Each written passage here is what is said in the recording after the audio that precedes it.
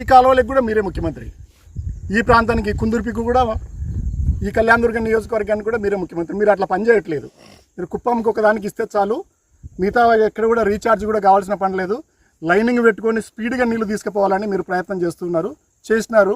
దాంట్లో సక్సెస్ అయినారు, కానీ ఈ ప్రాంతానికి నష్టం జరుగుతుంది. ఇప్పుడైనా మీరు ఆ పని చేయాలి. అంతేకాకుండా భూసేకరణ మీద రైతులకు ఇంతవరకు ఏమొక రూపాయి ఇవ్వలేదు. ఈ గవర్నమెంట్ వచ్చి దాదాపు సంవత్సరాలు అయిన తర్వాత ఒక్కసారి కూడా ఒక్క రూపాయి కూడా వచ్చింది మాకు అని చెప్పిన వాళ్ళు లేరు. మీరు ఆ విషయం మీద దృష్టి పెట్టాలా. 110 కోట్ల రూపాయలు బీటీపీ ప్రాజెక్టు కింద బడ్జెట్ కింద పెట్టామని బడ్జెట్లో ప్రకటించినారు. బహుశా ఆ డబ్బులు పక్క జిల్లాలో ఖర్చు పెడుతున్నారేమో, ఈ జిల్లాకైతే ఏమి ఇప్పటివరకైతే చేరింది లేదు. అందువల్ల నేను గట్టిగా మళ్ళీ ఒకసారి అడుగుతున్నది ఏంటంటే, ఎప్పటి నుంచో దాదాపు 7-8 సంవత్సరాలు అయిపోతుంది రైతులకు డబ్బులు ఇవ్వకుండా మీరు ఆపారు. మేము ఇచ్చిన డబ్బులు తప్ప, జగనన్న ఇచ్చిన డబ్బులు తప్ప మళ్ళీ ఒక పైసా మీరు ఇచ్చింది లేదు.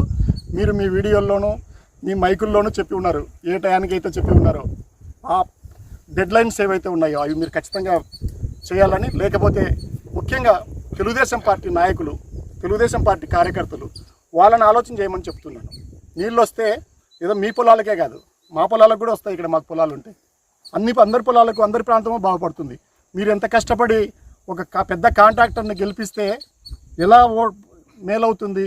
ఆయన దగ్గర ఉన్న ఇటాచీలు, జేసీబీలు, డబ్బు అన్నీ కూడా సొంత డబ్బులతో కాలువలు దవ్విస్తారని చెప్పి మీరు సినిమాలు తీసి వీధులు తిరిగి ఎట్లయితే ఓట్లు వేయించుకున్నారో, మీరు అదే చైతన్యంతో ఇప్పుడు బయటకు వచ్చి మీరు ఎమ్మెల్యేని ప్రశ్నించాలా. గ్రామస్థాయిలోకి, మీ గ్రామాల్లోకి ఎమ్మెల్యే గారు వచ్చినప్పుడు కాలువలు ఎప్పుడు కంప్లీట్ చేస్తారని, నీళ్లు చెరువులకు ఎప్పుడు నింపుతారని మీరు ప్రశ్నించాలా.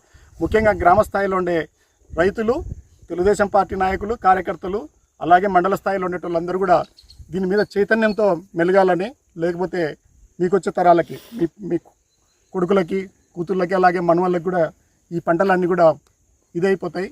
ఏమాత్రం ఉపయోగపడే పరిస్థితి ఉండదు. అందువల్ల మీరు గట్టిగా ఒత్తిడి తెస్తేనే, ప్రశ్నిస్తేనే ప్రజాస్వామ్యం బతికేది, ప్రశ్నిస్తేనే మన కాలువలకు నీళ్ళు వచ్చేది అనే విషయాన్ని మీరు గుర్తుపెట్టుకోండి. మీకు అది ఒక హక్కు.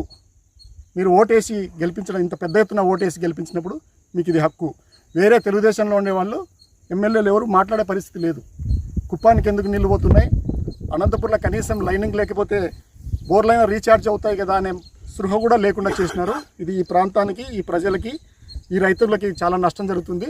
ముఖ్యంగా తెలుగుదేశం పార్టీ మద్దతుదారులు వాళ్ళందరినీ కూడా ప్రశ్నించమని కోరుతున్నాము. ఎటు వైసీపీలో మేము ఎటు ప్రశ్నిస్తాము, మేము ఏం చేయాలో ధర్నాలు కానీ, ఆందోళనలు కానీ ఈ విషయం మీద ఎప్పటికప్పుడు చేసుకుంటూ వెళ్తామని కూడా తెలియజేస్తూ ఉన్నాను. Thank you.